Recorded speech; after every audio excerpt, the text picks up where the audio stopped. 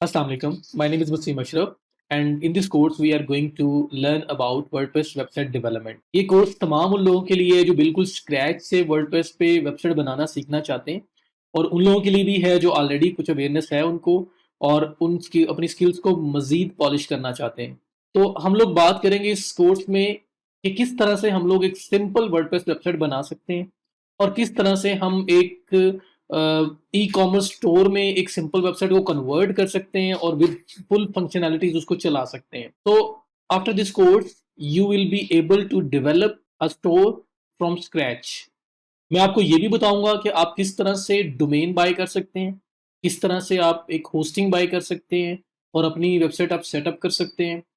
मैं इस course track के अंदर एक डमी वेबसाइट बनाना भी आपको बताऊंगा, उन लोगों के लिए जो शायद फिलहाल अपनी वेबसाइट नहीं बना सकते, वो अफोर्ड नहीं कर सकते डोमेन होस्टिंग परचेज करना, और वो एक अपनी जो स्किल है उसको पॉलिश करने के लिए वो उसकी प्रैक्टिस करना चाहते हैं। तो मैं उनके लिए एक डमी वेबसाइट बनवाऊंगा जिसमें आपको एक डमी डोमेन, एक डमी होस्टिंग के साथ बिल्कुल free of cost website banana allow होगा। आप अपनी वेबसाइट बना सकते हो। तो उस वेबसाइट बनाने से आपको फ़ायदा ये होगा कि आप उसमें फुल ऑन प्रैक्टिस कर सकते हैं, और उसके बाद उन स्किल्स को, ये जो वर्डप्रेस सेटअप की और वर्डप्रेस डिज़ाइन डेवलपमेंट की स्किल है, आप इसको ऑनलाइन सेल कर सकते हैं किसी भी फ्रीलांसिंग प्लेटफॉर्म पे, या डायरेक्टली किसी को सेल करना चाहते हैं, you will be able to do that. तो मैं उन लोगों को माइंड में रखते हुए एक डमी सेटअप भी बताऊंगा। प्लस उन लोगों को भी मैं अपने माइंड में रखूंगा जो अपनी रियल वेबसाइट बनाना चाहते हैं प्रॉपर डोमेन होस्टिंग के साथ, तो वो किस तरह से एक प्रॉपर डोमेन और होस्टिंग परचेज कर सकते हैं और उसको सेटअप कर सकते हैं और उसके बाद अपनी वेबसाइट डेवलप कर सकते हैं। उन लोगों को भी मैं अपने माइंड में रखूंगा और वो लोग भी अपनी वेबसाइट बनाने के काबिल हो जाएंगे इंशाल्लाह। अब उन लोगों के लिए जो लोग अभी शायद सोचना स्टार्ट हो चुके हों डोमेन क्या होती है और होस्टिंग क्या होती है, बिकॉज आई फील कि यहाँ पे हर तरह के लोग होंगे, तो वो लोग भी होंगे जिन्हें बिल्कुल ज़ीरो से हर चीज़ का नॉलेज चाहिए, उनको इन चीज़ों का नहीं पता। तो उन लोगों के लिए डोमेन एंड होस्टिंग को मैं एक्सप्लेन कर देता हूँ। डोमेन इज नेम, किसी भी चीज का नाम, किसी भी वेबसाइट का नाम, जैसे दराज डॉट पी के, जैसे रोजी डॉट पी के, ये डोमेन्स हैं, ये नाम है। तो नाम होता है, ये आइडेंटिटी होती है किसी भी वेबसाइट की। जैसे मेरा नाम वसीम अशरफ है, मेरी आइडेंटिफिकेशन क्या है? वसीम अशरफ।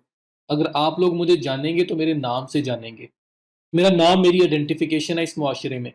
इसी तरह से डोमेन नेम जो होता है वो किसी भी वेबसाइट की आइडेंटिटी होती है, उसका उसकी आइडेंटिफिकेशन है। अब होस्टिंग क्या चीज़ है? होस्टिंग असल में आपकी वेबसाइट की जो फाइल्स हैं, लाइक एक वेबसाइट पे मल्टीपल पेजेस हैं, उस पे पिक्चर्स हैं, उस पे टेक्स्ट है, काफ़ी कुछ मिल के बनती है एक वेबसाइट। तो अब वो जो फाइल्स, वो जो पिक्चर्स हैं, वो जो टेक्स्ट है, वो जो वीडियो है, उसका डिज़ाइन है, उसकी सारी फाइल्स आप अपने पीसी पे रख सकते हैं। तो वो भी आपकी होस्टिंग डिक्लेयर हो सकती है। अब होस्टिंग से क्या मुराद है मेरा? आप लोग जब भी कोई वेबसाइट ओपन करते हैं वो 24/7, आप किसी भी टाइम उसको ओपन करें वो ओपन हो जाती है, ठीक है, कभी डाउन नहीं होती। तो उसकी रीज़न क्या होती है? असल में वो उसकी जो मेन फाइल्स हैं, उस वेबसाइट की जो मेन पिक्चर्स हैं, इमेजेस हैं, उसके डिज़ाइन की फाइल्स हैं, जो सब मेन फाइल्स हैं, वो मेन फाइल्स किसी ऐसे सिस्टम पे पड़ी हुई हैं, किसी ऐसे पीसी में पड़ी हुई हैं जो 24/7 ऑन है, वो ऑफ नहीं होता, और 24/7 वो इंटरनेट से कनेक्टेड है। इसलिए जब भी हम उनमें से कोई भी पेज, किसी वेबसाइट का कोई पेज फाइल ओपन करना चाहते हैं, तो हमारे पास वो प्रॉम्प्टली ओपन हो जाता है सब कुछ। वहाँ से डेटा कॉल होता है और हमारे पास हर चीज़ हमें नज़र आ जाती है। आप लोगों ने ये भी ऑब्जर्व किया होगा कि जब बोर्ड का रिजल्ट आता है तो अगर इतने ज़्यादा लोग रिजल्ट चेक करने के लिए उस वेबसाइट को ओपन कर रहे होते हैं कि वेबसाइट अक्सर क्रैश कर जाती है, और फिर हमें वेट करना पड़ता है। हम थोड़ी थोड़ी देर बाद ट्राई करते हैं और उसके बाद फिर हमारी एक दो लोड होगा और हमें रिजल्ट अपना पता चल जाएगा। और समटाइम तो वेबसाइट आपकी बिल्कुल क्रैश कर जाती है और उसके बाद ओपन ही नहीं होती। रीज़न क्या होती है कि उन लोगों ने बोर्ड की वेबसाइट को ऐसे सर्वर पे, ऐसे पीसी पे रखा हुआ है जिसकी कैपेसिटी इतनी नहीं है कि वो इतने ज़्यादा लोगों को एट अ टाइम हैंडल कर सके और उनकी रिक्वेस्ट को प्रोसेस कर सके। तो ये वजह होती है जिस वजह से साइट डाउन हो जाती है। हम अपनी वेबसाइट को अपने सिस्टम में, अपने लैपटॉप के अंदर भी होस्ट कर सकते हैं, बट हमारे सिस्टम की एक लिमिटेड कैपेसिटी है। ये एक लिमिटेड कैपेसिटी के अंदर काम कर सकता है, प्रोसेसेस को हैंडल कर सकता है, और उसके बाद जैसे इस पे लोड ज़्यादा होगा, ये हैंग होना स्टार्ट हो जाएगा, प्रॉब्लम करना स्टार्ट कर देगा। आप लोग अपने अगर किसी ब्राउज़र में 10, 15, 20, 30 टैब्स इकट्ठे ओपन कर लें और वो इकट्ठे उनमें प्रोसेसेस रन हो रहे हैं, तो आप देखेंगे कि आपका सिस्टम हैंग होना स्टार्ट हो जाएगा, प्रॉब्लम स्लो होना स्टार्ट हो जाएगा, और सम टाइम तो बिल्कुल वो आपका जो है वो अ, ऐसा हैंग होगा कि आपको रीस्टार्ट करना पड़ेगा, वरना आप उसपे कुछ नहीं कर सकते। रीज़न क्या होती है कि हमारी जो स्पेसिफिकेशंस है सिस्टम की वो लिमिटेड है, और एट अ टाइम वो इतने ज़्यादा प्रोसेसेस को हैंडल नहीं कर पा रहे होते हैं। तो यही आप समझ लें कि 25-30 टैब अगर ओपन हुए हैं, तो समझो 25-30 विजिटर्स आपकी साइट पे आए हुए हैं एट अ टाइम, और उन सब की रिक्वेस्ट्स को हैंडल करना है, तो वो टफ हो जाएगा अगर हमारे पीसी पे वेबसाइट पड़ी होगी। तो हम क्या करते हैं, हम लोग किसी ऐसे पीसी पे अपनी वेबसाइट की सारी फाइल्स को रखते हैं जो इतना स्ट्रांग हो कि अगर उसके ऊपर एट अ टाइम मल्टीपल लोग आ जाएं तो वो उनको हैंडल कर सके, उनकी रिक्वेस्ट को हैंडल कर सके, वो 24/7 इंटरनेट के साथ कनेक्टेड हो, वो 24/7 ऑनलाइन रहे, और उसमें कभी किसी किस्म का शटडाउन ना आए, कोई प्रॉब्लम ना आए, जिस ताकि हमारी साइट कभी भी क्रैश ना करे या लोगों को प्रॉब्लम ना हो रहा हो हमारी साइट को एक्सेस करने में। तो हम लोग अच्छे बड़े पीसीज जिनकी स्पेसिफिकेशंस बहुत अच्छी हैं, उन पीसीज के ऊपर अपनी वेबसाइट को रखवा देते हैं। उससे होता क्या है कि हमारी वेबसाइट कभी डाउन नहीं होती, जब भी उसको कोई एक्सेस करना चाहता है उसको एक्सेस कर सकता है, क्योंकि हमारा वो पीसी जहाँ पे हमने रखा हुआ है बहुत स्ट्रॉन्ग इन है, वो at a time multiple request को हैंडल कर सकता है, वो 24/7 ऑन है। तो वो अब पीसीज मिलते हैं कहाँ पे हैं?